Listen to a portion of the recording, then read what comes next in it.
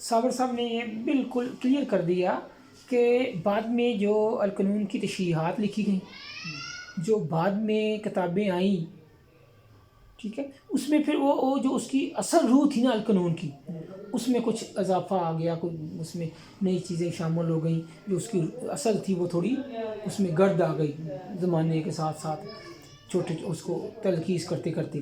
تو وہ صابر صاحب اس کی طرف اشارہ کر رہے ہیں کہ وہ جو گرد و غبار آئی تھی اس کو دور کیا جا رہا ہے. یہ صابر صاحب نے کام کیا ہے جی.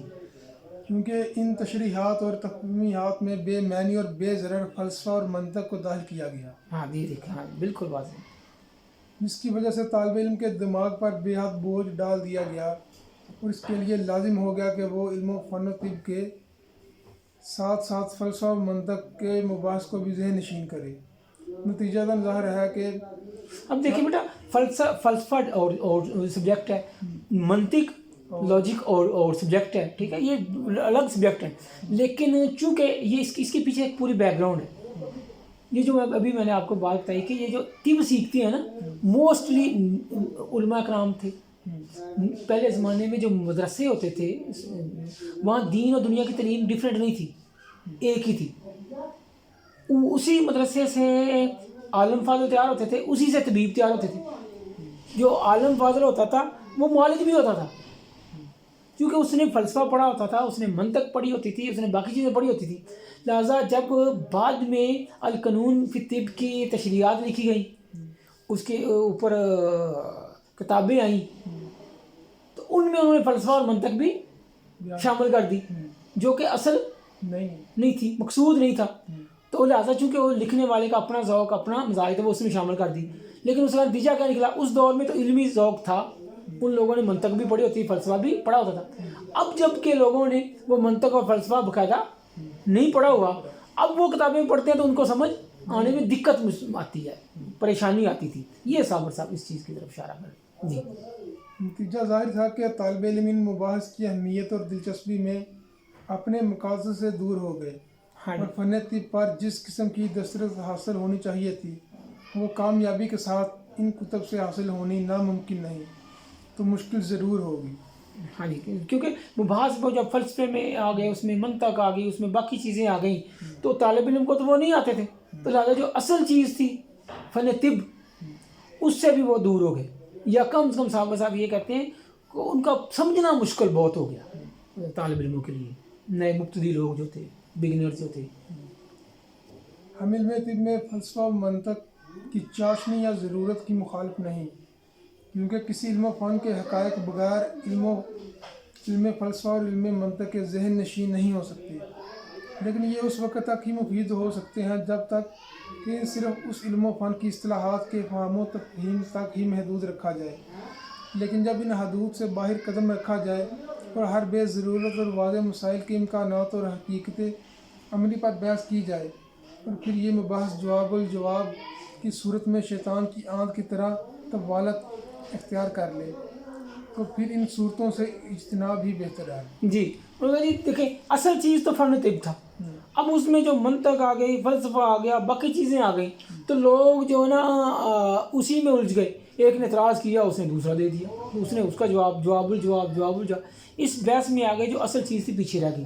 صاحب صاحب بنیادی طور پہ دیکھیں، اب اس فن کو بیان کرنے میں، اس کو آسانی پیدا کرنے میں اگر فلسفہ اور منطق کا تھوڑا بہت شامل ہو جائے، یہ نہیں کہتے بالکل شامل ہونا ہی نہیں چاہیے تھا، اور ہو جائے، وہ بھی سہولت کے لیے، سمجھانے کے لیے، کوئی مسائل آگے درمیان میں، تو ویل اینڈ گڈ، بہت اچھا ہے. لیکن اس کا بڑی آنت کی طرح اس کو پھیلاتے جائیں کہ اصل چیز ہی پیچھے رہ جائے اور بحث مباحثہ آگے نکل جائے، تو وہ اور چیز نہیں، اس کی صابر صاحب مخالف فرما رہے ہیں. ان حقائق کو مد نظر رکھتے ہوئے ہم نے غیر ضروری فلسفانہ اور منطقیانہ بحث سے اجتناب برتایا ہے اور کوشش کی ہے کہ سوائے ضروری مسائل اور قوانین کے غیر ضروری اور بے معنی بحث سے دوری اختیار کی جائے، تاکہ طالب علم کا ذہن اس علم فن کے حقائق سے نہ صرف پوری طرح مستفیض ہو سکے بلکہ ان حقائق سے عملی صورت میں بھی کامیابی حاصل کرے. اس کے ساتھ ساتھ ہم نے یہ کوشش بھی کی ہے کہ فنی اصطلاحات اور مشکل قوانین کو عام فہم صورتوں میں ساتھ ساتھ ذہن نشین کرایا جائے، اور جس مقام پر اہم قوانین اور ضروری اصطلاحات کا ذکر آ گیا ہے ان کو نظر انداز نہیں کیا گیا بلکہ ذہن نشین کرانے کی پوری کوشش کی گئی ہے، جس سے ایک عام ذہن کا طالب علم بھی پوری طرح مستفید ہو سکتا ہے اور اہل شوق بھی مستفید ہو سکتے ہیں۔ جی دیکھیں بیٹا، یہ صابر صاحب کہتے ہیں، یہ صابر صاحب کا کام ہے، یہ صابر صاحب کی جدوجہد ہے، یہ انہوں نے سارے جو ہے نا فن کی خدمت کی ہے کہ قوانین وہی ہیں، طب وہی ہے، لیکن اس میں سے جو غیر ضروری بحث مباحثہ تھا وہ فلسفہ منطق کا وہ نکال دیا، اور جو ضروری ہے وہ رہنے دیا، اور اس کو جو اصطلاحات ہیں وہ بھی عام فہم کر دی، تاکہ اس سے ایک طرف تو جو نئے لوگ ہیں ان کے لیے سیکھنا سکھانا آسان ہو جائے، نمبر دو جن کو اہل شوق ہے، تھوڑے ایکسپرٹ ہیں، تھوڑے اس فن کے اندر انڈلج ہیں، کھبے ہوئے ہیں، ٹھیک ہے، ان کے ذوق کی بھی آبشاری ہو، ان کے ذوق کی بھی تسکین ہو، دونوں کا لحاظ رکھا گیا ہے۔ جی اس وقت ہمارے سامنے القانون کے تلخیصات میں قانونچہ اور معجز کی مختلف مطبوعات ہیں، لیکن ان کو غور سے مطالعہ کرنے پر پتہ چلتا ہے کہ ان میں قانون کی تلخیص کرتے ہوئے مختلف قسم کی کوتاہیاں برتی گئیں اور غلطیاں کی گئی ہیں، اور سب سے بڑا نقص یہ ہے کہ ان میں اکثر مسائل کو سمجھاتے ہوئے موجودہ دور اور سائنس کو مد نظر رکھا گیا۔ اس وجہ سے ان قانون کو بعد از زمانہ نظریات اور موجودہ دور کے لیے غیر ضروری اصول تصور کیا گیا۔ ان وجوہات کو مد نظر رکھتے ہوئے ہم نے کوشش کی ہے کہ القانون کے تمام مسائل نہ صرف عام فہم ہو جائیں بلکہ موجودہ دور کی ضروریات کے بھی مطابق ہو جائیں۔ یہ دیکھیں، پھر صابر صاحب مطلب جو باقی کتابیں جو ان پہ تھوڑا کرٹیسائز کر کے کہتے ہیں کہ ہم یہ کرنے جا رہے ہیں کیا کہ القانون ہی کو سادہ فہم آسان کر کے لوگوں کی خدمت میں پیش کر رہے ہیں، کوئی نئی چیز نہیں دے رہے، بنیادیں ہیں اس کی۔ وہی القانون وہ جو پڑھی ہوئی ہے کتاب اس کو ہی ہم آسان کر کے پیش کر رہے ہیں واجبات میں۔ جی جہاں تک قانون کے تلخیصات قانونچہ اور معجز کا تعلق ہے، ان میں بہت سی اختلافی صورتیں پائی جاتی ہیں۔ مثلاً بعض مسائل کو قانونچہ میں کچھ تفصیل کے ساتھ بیان کیا گیا ہے، اور اس کے برعکس معجز میں انہی مسائل کو اتنے اختصار کے ساتھ بیان کیا گیا ہے کہ ایک طالب علم پوری طرح سمجھ نہیں سکتا۔ ٹھیک، بعض مسائل کی یہ کس کی تشریح؟ یہ دیکھیں القانون پہ جو تشریحات آئی، نمبر ون قانونچے کے بارے میں کہہ رہے ہیں، القانون پھر طب کے بارے میں نہیں کہہ رہے، دوسرا معجز، یہ دو بکس جو لکھی گئیں ان کے بارے میں جو قانون کی تشریحات تھیں ان پہ صابر صاحب کہہ رہے ہیں کہ ان میں مطلب کہ وقت کے تقاضے کے مطابق وہ نہیں۔ جی بعض مسائل کی ترتیب ایک دوسرے کے خلاف پائی جاتی ہیں، جی کیونکہ بعض مقامات ایسے ہیں جن میں مسائل کی ترتیب کا اصول کے مطابق ہونا ضروری ہے۔ بعض اصطلاحات کو اتنی اچھی طرح ذہن نشین نہیں کرایا گیا کہ طالب علم کو ان کا صحیح تصور ہو سکے۔ بعض مسائل کو ذہن نشین کرانے کے لیے دونوں کتابیں تسلی بخش ثابت نہیں ہوتی جب تک کوئی قابل استاد ان مسائل کو اچھی طرح ذہن نشین نہ کرائے۔ یہی وجہ ہے کہ اطباء میں ہم دیکھتے ہیں کہ مریض کے مزاج اور اس کے نفسیاتی اثرات اور جسم کی علامات، خاص طور پر قرورہ اور نبض کو پوری طرح اہمیت سمجھنے والے بہت کم ہیں، اور یہ اہم مضامین اطباء اور معالجین کے درمیان مفقود ہوتے چلے جاتے ہیں۔ مفقود یعنی ختم ہوتے جا رہے ہیں۔ آج ایسا وقت آ گیا ہے کہ تمام کتنا کروڑ لوگ دیکھتے ہیں پیشاب، کتنا لوگ کوئی بھی نہیں دیکھتا، ٹھیک ہے جی، بہت کم دیکھتے ہیں۔ اب صابر رحمۃ اللہ علیہ کے جو اس سیکھنے والے ہیں مفضا کے لوگ ہیں وہ دیکھتے ہیں، علاج بالغذا کے ماہرین، اور ان کی تشخیص بہتر ہوتی ہے۔ آج ایسا وقت آ گیا ہے کہ تمام ہندوستان اور پاکستان میں ان مسائل پر پوری طرح عبور رکھنا تو درکنار ان کو سمجھنے والے بھی شاید انگلیوں پر گنے جا سکے، اور تلاش کرنے پر شاید ایک بھی نہ مل سکے۔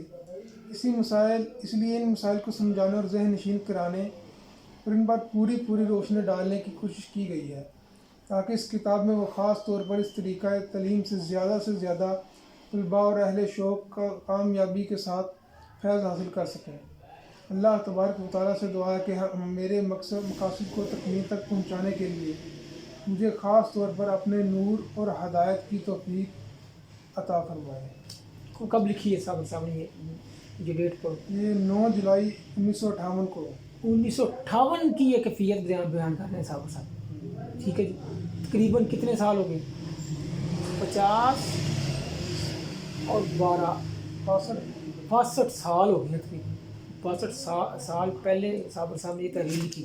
अब देखें 62 साल पहले जब ये तहरीर लिखी, आज जो लोग साबर साहब को कहते हैं जिन्होंने नई तिब की है, इसके लिए बोर्ड नया बने, इसके लिए नई कौंसल बने, इसके लिए नई संद बने, इसका सर्टिफिकेट ही नया हो, इसका डिप्लोमा ही नया हो, उनके लिए ये साबर साहब ने बता दिया कि मैं तो ये सारी जो बयान कर रहा हूँ वादियात सारी ये सारे ये अलकानून बनाया कर रहा हूँ बोल सीना की, जो तिब यूनानी का बुनियाद है, जो बेस है। लिहाजा कोई नई तिब नहीं है, सिर्फ सीखना सिखाना और समझाना आसान किया है वक़्त के तकाज़ों के मुताबिक। अब जब आज से 62 साल वक़्त के तकाज़े डिफरेंट थे, तो आज 62 साल बाद कितनी चेंजिंग आई है। उस वक्त तो मोबाइल ये नहीं था टच वाला, ठीक है ना। तो अब इसको मज़ीद लेटेस्ट करके पेश करने की ज़रूरत है, साबर साहब ने जो जिस तरह किया। लिहाजा ये जमूद और तअत्तल के ख़िलाफ़ साबर साहब की एक पूरी स्ट्रगल है, जद्दोजहद है, ठीक है। तो आज जो लोग इसी जमूद का शिकार हैं, उनको साबर साहब से सीखना चाहिए, उनकी इस तहरीर से। तो बहुत शुक्रिया। माशाल्लाह आज का ये पहला सबक था, हमने पढ़ा। कल से फिर इंशाल्लाह अगला सबक शुरू करेंगे। अस्सलाम।